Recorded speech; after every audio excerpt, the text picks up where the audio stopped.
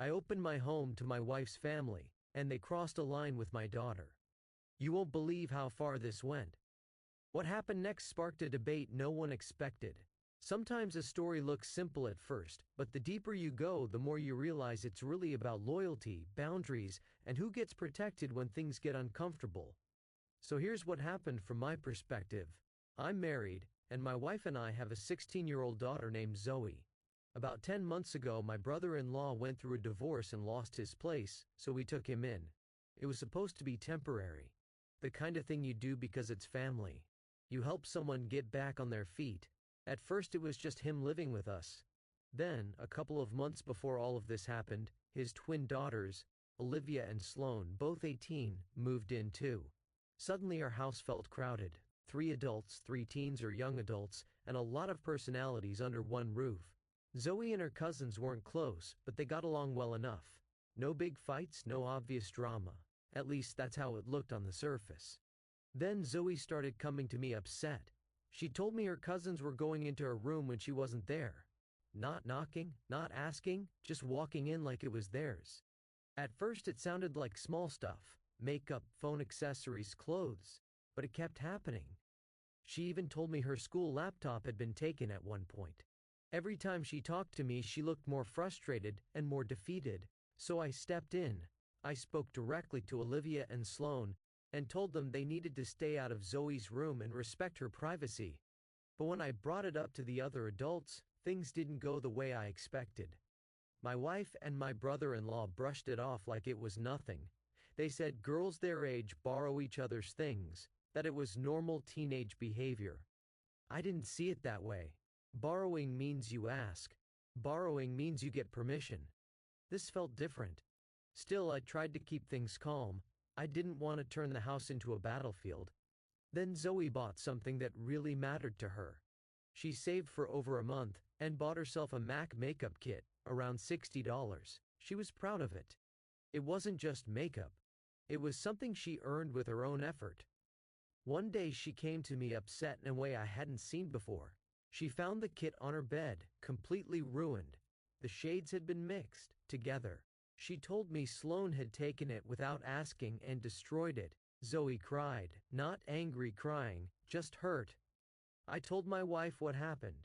She said she'd talk to Sloane and have her apologize, but an apology didn't feel like enough. The bigger issue wasn't just the makeup, it was that Zoe's space kept being disrespected. Then I noticed something that hit me hard.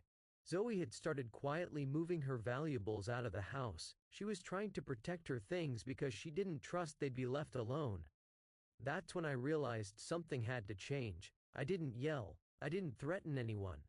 I just went out, bought a lock and installed it on Zoe's bedroom door.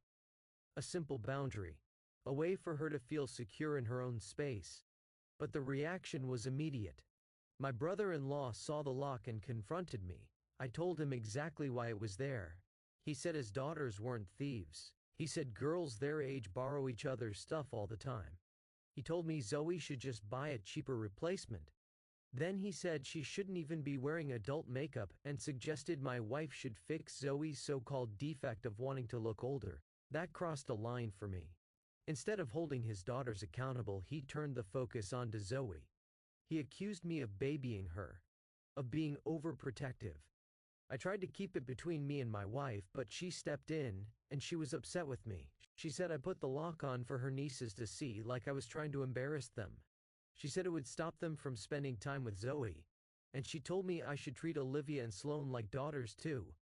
I refused to remove the lock. I told her it would stay until my brother-in-law and his daughters moved out. That's when things got colder in the house. My wife worried her family would hate her. I told her the same family hadn't offered them a place to stay, so they didn't get to judge the people who did. After that, the atmosphere changed completely. The silent treatment started. They would eat without us, they wouldn't sit with us. And the worst part was watching Zoe feel guilty, like she had done something wrong just by wanting privacy. That's where things stand. A locked door, a divided home, and a lot of tension hanging in the air. Here's the Genius's Daily Digest stance on this. Under normal circumstances, respect, communication, and private resolution are the healthiest paths. That's the standard most people reasonably expect. This wasn't really about a lock, it was about repeated boundaries being ignored. Setting a physical boundary after multiple warnings isn't overreacting, it's a calm way to protect someone when conversations haven't worked. The bigger issue was the reaction afterward, the blame shifting, the silence, and the pressure placed on a teenager for wanting privacy. Healthy families don't punish someone for protecting their space. And sometimes the strongest move isn't escalation. It's simply refusing to remove a boundary once it's finally been set. As with most stories like this, people were divided. Some felt I was completely justified. Others thought there were different ways I could have handled it. Which brings us to the question, based on the facts as presented, was OP in the wrong? Or did they respond reasonably given the situation? Where do you land? Share your thoughts and judgment in the comments. I'm reading every single one. Like and subscribe for more stories that explore real-world dilemmas through logic, empathy, and social norms.